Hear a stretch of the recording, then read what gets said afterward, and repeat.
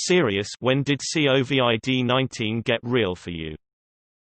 About a month or so ago, when my hospital converted a ward into a negative pressure unit in anticipation of our first patient from one of the cruise ships. We're still changing related procedures and protocols almost daily and prepping other wards to accept patients with pending tests.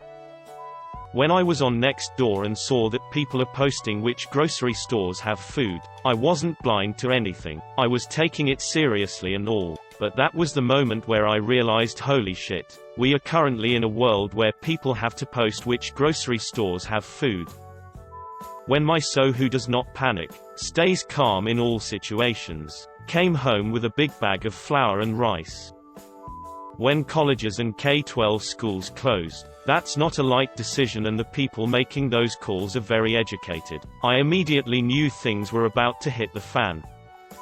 When I was told by the administration that we had one box of N95 masks in the hospital. When China built the huge hospital in 1 week.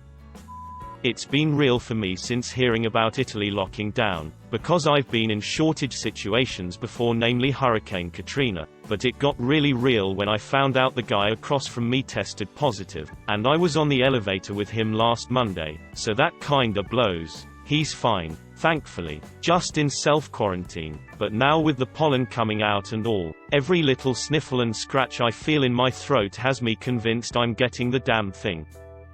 When I found out both me and my husband are likely to get activated National Guard and we will have to send our 4-year-old daughter across the country to stay with family. Update. My husband went to in processing this morning at his unit. He explained the circumstances. His contract ends next month, but they still planned on having him in process. Which, hey, whatever. If they need us, they need us. Our daughter had a fever last week, which they also knew about. She's fine now, but once my husband got there, they decided it was too much of a risk to use him in the off chance it was the coronavirus. It kinda sucks he drove out of state to his unit to immediately get sent home, but it's also a huge weight lifted from our shoulders for now. When my colleague died, she was the first COVID-19 death in our state. I had seen her a few weeks ago and she was doing great. And then I received a company-wide email that she had passed. Today, when the government announced they're going to start putting the dead in a skating rink inside a local shopping mall because the local funeral homes don't have any more capacity. I work in a boarding school with a lot of international students. It got real around when Madrid announced they were closing the airports. There was a panic packing where we shoved everything the Spanish kids owned into suitcases and put them on the last flight back home. And then it happened again with the Danish kids. Then Kazakhstani, Ukraine, Germany, France. When the school officially got closed on Friday, we had 25 out of our 145 students, and 12 of our 55 staff members, left in the building. As of today, the UK is in lockdown, so now it's really real. I have worked in investigations security for 8 years and was always told we can never work from home. Reason being, we have access to millions of individuals' sensitive data and they didn't want to risk it being stolen. 2 weeks ago they bought hundreds of laptops and sent us all home to work. When I realized I should not be able to go home and see my elderly parents, one of which recently got diagnosed with cancer. When I realized that if my mother, who is 70 but generally healthy, falls ill, I can't get to her because that would involve air travel. My cousin got sick, was admitted to the ICU, and tested positive for it. He's been out of the hospital for a few days but hasn't really improved. He just hasn't gotten worse. I texted with him a bit and it's still really serious. He has asthma as well. I guess it was only a matter of time before it affected somebody I know. When I lost my job. Honestly, when the death toll in China surpassed SARS, I'm kind of an anxious person anyway, but infectious diseases have always scared me because there's no real control over who lives and dies. Other than my sister, my immediate family acted like I was crazy and overreacting. When I told my friend that I had been buying a little extra each grocery trip, she thought I was being ridiculous. She's a nurse and recently told me how real it is to her now. When my boss told me that I will be working from home for 8 to 12 weeks, yes, I could have been laid off. The question was when it got real, not what's the worst things to come from it, though. This is pretty bad for me, as I have treatment-resistant depression that I manage by staying active and busy. When I went grocery shopping for the first time in several days last week, and many of the shelves were completely empty. When Walmart stopped being open 24/7. When the Chinese government was snatching people off the streets who refused to self-isolate while they were sick.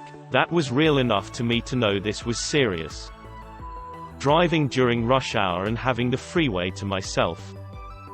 When the whole country of Italy was put on lockdown, that should have been a wake-up call for the world to take it deadly serious. When my first patient tested positive and I realized I had been in that room without PPE. Just heard that the company that sews MLB uniforms is bringing back their workers to start making surgical gowns. This is starting to sound like the factory conversions to war production during World War II. This is starting to sound like the factory conversions to war production during World War II. It's already happening. Volkswagen is building ventilators. As a Ford, GM, Nissan, and Ferrari, at least this time were fighting a common enemy rather than each other. When in the space of an hour, Tom Hanks announced he had it, that made me go, oh. French here. My mother works at the hospital, and until 2 weeks ago, she only thought of it as a big case of flu. I was kinda worrying. I ride the train and the sub each day to go to work, but she was really reassuring. I was worrying because it is my first adult pandemic. I was only 16 when H1N1 happened. Then, Wednesday of the week before, she called me. In her hospital, 3 wings had been closed to leave beds vacant in order to anticipate the sick people. 2 of her colleagues had it, including her direct chef. All of the vacations she had taken for April were deleted, and was requisitioned to work. She told me to take the train, work from home, and stay away from people, that if I ever catch it, it could be possible that the hospital wouldn't have enough place, and that they can't have masks. When the president called for the confinement, be sure I respected it with absolutely no condition. I know I will be safe. I have enough food and TP at home, and I have plenty of things to do: work, read, play. But my parents, they have been both heavy smokers for 40+ years. Mom is 60, Dad is 59, and my mom is in the first lines. I am not ready for this. When my friend in Paris messaged me that France had shut down my first shift at the hospital after 9 days off, and seeing how absolutely unprepared we were to deal with what's coming. For example, 2 nurses were allowed to come back to work after flying home from a cruise in early March. They pulled both of them and sent them into quarantine, but not until they received a call from the cruise line that 2 passengers so far had tested positive. There was at least 2 people on our unit who were like 99% confirmed. They just hadn't been tested because neither met the criteria for testing in this state, having left the country recently or directly knowing someone who had. And now I'm in the middle of another 9-day stretch off, having had what feel like a chest cold for going on 3 or 4 days now, knowing I need to check in for a virtual health consult and wondering if they'll be footing the bill if I'm told to take 2 weeks off. Last Monday, when a coworker was diagnosed with it. I work at UPS, which is deemed essential. The last couple of weeks have rivaled peak season in the amount of work each day. A lot of older people work there as it's part-time and free health coverage. We have no PPE, none. I haven't seen any type of disinfectant in any of the areas. Management seems fine with it, and was offended that I asked what was the plan of action weeks ago prior to Mrs. A's diagnosis. I heard from it the first time when people started dying in China, paid more attention when people started dying closer to home, got real when Europe went full lockdown mode, went to steroids when I lost my job. When Ireland closed the pubs shortly before St. Patrick's Day. My girlfriend is a wildlife virologist. When she started constantly reading articles during her free time, maybe mid-February or so, I realized it was the real deal. When cases popped up a few miles from my elderly, immune-compromised father's home, I started being truly scared for him and others. My dad has it. I just found out today. I'm 1,700 kilometers away and I'm afraid I'm never going to see him again. When I realized that having a bottle of hand sanitizer in my car, in plain view, might not be a good idea.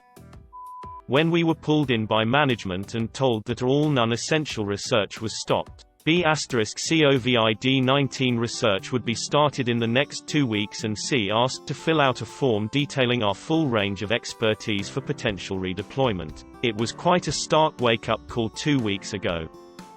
We own a small business. 3 days ago the government ordered us to shut down. We had to let go all of our employees, including 3 senior citizens who depended on their checks for their livelihood. We have some savings but not nearly enough to continue to live and maintain the business afloat. The state is not offering enough help for us. We are really in a tough situation. Our employees are also in the same boat. 30-year-old employee who has nobody. She lives by herself and most likely will get evicted, as her landlord is an asshole. Her situation is desperate. This is so sad and so crazy. All of our hard work is going down the drain in 3 weeks.